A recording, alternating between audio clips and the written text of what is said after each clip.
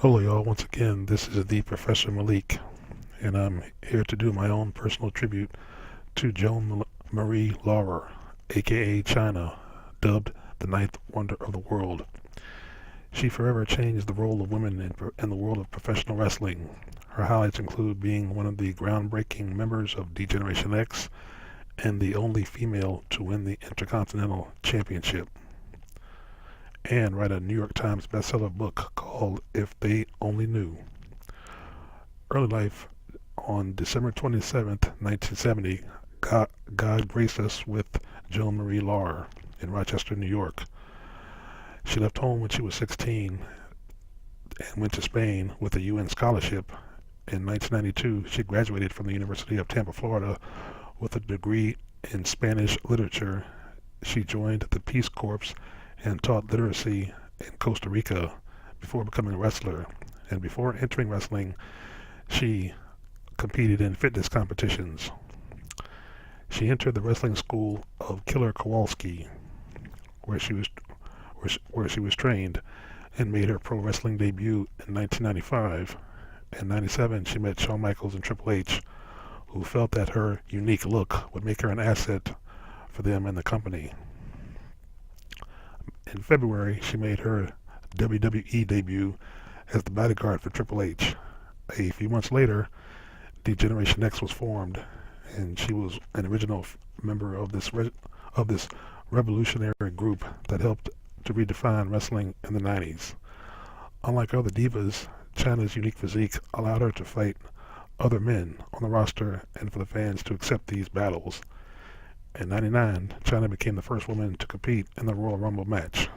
A few months later, she beat Jeff Jarrett to become the first and only woman to hold the prestigious WWE Intercontinental Championship. By 2000, Chyna had undergone several procedures that made her look more like a traditional sex symbol. That fall, she appeared on the cover in the pages of Playboy. That magazine became one of the top 5 selling issues in the magazine's history. A few months later, her autobiography, If You Only Knew, was released. It reached number 2 in the New York Times bestsellers list. By the end of that year, her contract with the WWE expired and she was not re-signed. And of course, we all know why that was. I think dating Triple H was the biggest mistake she ever made, and you know, we all saw how that turned out and why she was not re-signed because of the boss's daughter. When Chyna left WWE, there was never an official reason why she was released. However, circumstantial evidence seems to suggest that her leaving had to do with a love triangle involving her, Paul Levesque, and Vince's daughter, Stephanie. After she left WWE, she had to stop using the name Chyna due to copyright trademark, of course. With a wrestling career almost over, she ventured out to Hollywood, where she would go by the name of Chyna Doll and Joanie Laurer. One of the first things she did was pose for the cover of Playboy again, and she also filmed a video of her photo shoot in 2002. She appeared on Celebrity Boxing 2 and lost to Joey Buttafuoco, of all people. After leaving WWE, she had a relationship with former DX member Sean Waltman, you know as 123 Kid, also as X-Pac, and at one time Six-Pac. At one point, the couple became engaged. However, there were many public battles between the couple that played out on both The Howard Stern Show and an episode of The Surreal Life. At different times, police became involved, with both partners having claimed physical abuse. They made a sex tape entitled One Night in China, which went on to be the top-selling adult video of the year. She also would go on celebrity reality shows for VH1. She appeared on a season of The Surreal Life and was invited back for the all-star edition of the show. She has also been a part of the VH1 show Celebrity Rehab. In 2007, she filed paperwork to have her name legally changed to Chyna. In 2011, she wrestled once for Total Nonstop Action, but left the company to pursue a career in adult films. Now, the real lowdown on that was I believe she had already done an adult film sometime before joining TNA, because at the one pay-per-view she accompanied Kurt Angle to the ring for his match.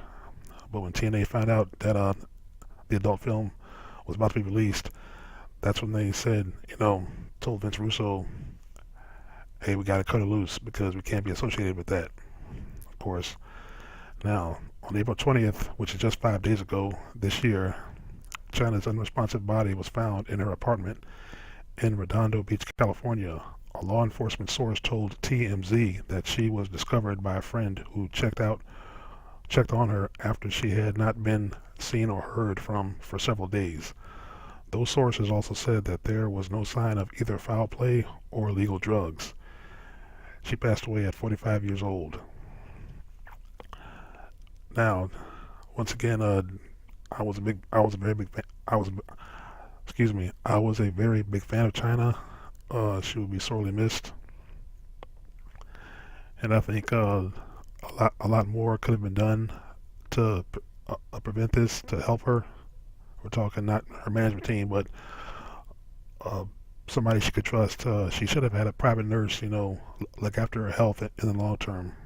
It seems to me like her management team and whoever her friends were, most likely fake friends, or even whoever her real friends were, somebody should have been staying with her, to watch over her. But Chyna, if you can hear me, peace and love. Rest in peace, and I hope you found, I hope you found the peace. I hope God gives you the peace that you were looking for finally. You will be forever missed.